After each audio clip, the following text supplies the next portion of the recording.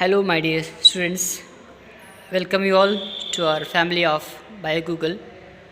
In this video, we will discuss about the life cycle of angiosperm, that is the flowering plant.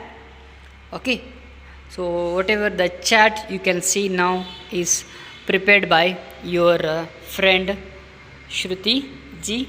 Kadpatti when she was studying in first PUC.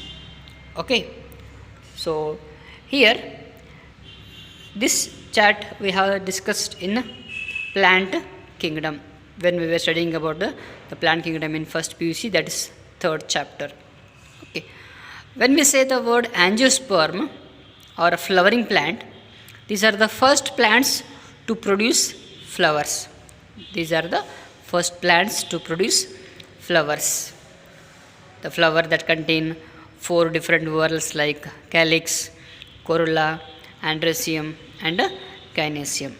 In that, calyx and corolla have no function regarding reproduction, but the other two whorls like androecium and gynoecium have a major role in reproduction of the plant. Here, when we say the angiospermic plant, you can see root, stem, some of the flowers, some of the leaves, and in the flower there are two major reproductive parts. One is androecium and gynoecium. You can see here androecium containing anther and filament, and gynoecium containing a stigma, style and ovary. Okay, the androecium part, the male reproductive part, having anther. The anther contains pollen sac. The pollen sac contains many microsporangium. Many microsporangia. Microsporangia is plural, microsporangium is singular. So the microsporangium contains pollen mother cells or microspore mother cells. Those microspore mother cells will undergo meiosis to form four microspores. And as and when the anther dehisces or else it becomes dry, the microspores develop into pollen grains.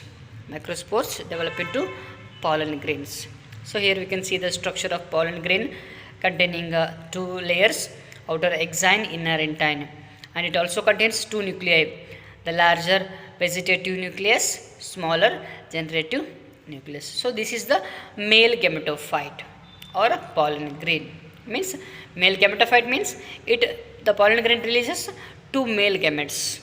Okay, we'll discuss this again detail in morphology of flowering plants.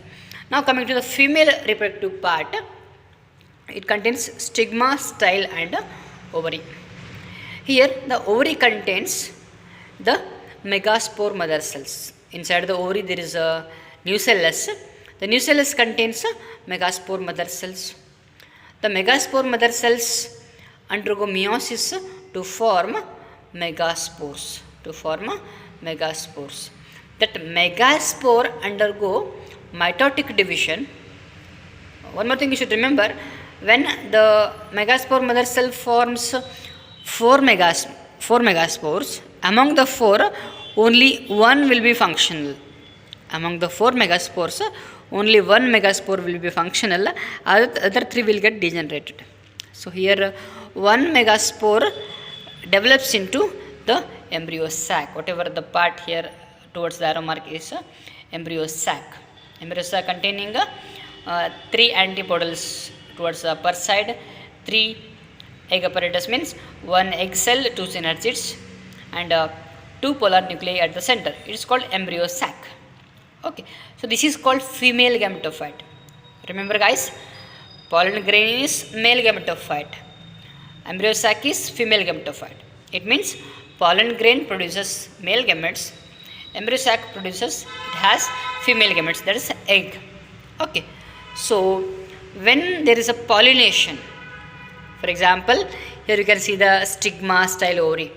So when the pollen grain deposits on the stigma, the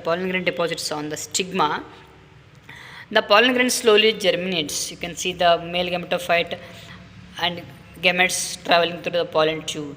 So here inside this style, the pollen tube grows and reaches the ovary.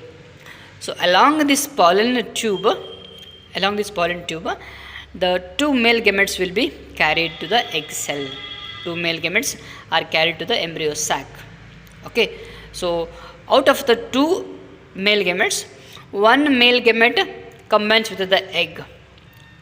You can see the gametes here in the pollen tube, and one of the male gamete combines with the egg cell to form a diploid zygote, and the other male gamete will combine with the polar nuclei at the center, and it will form the primary endosperm nucleus.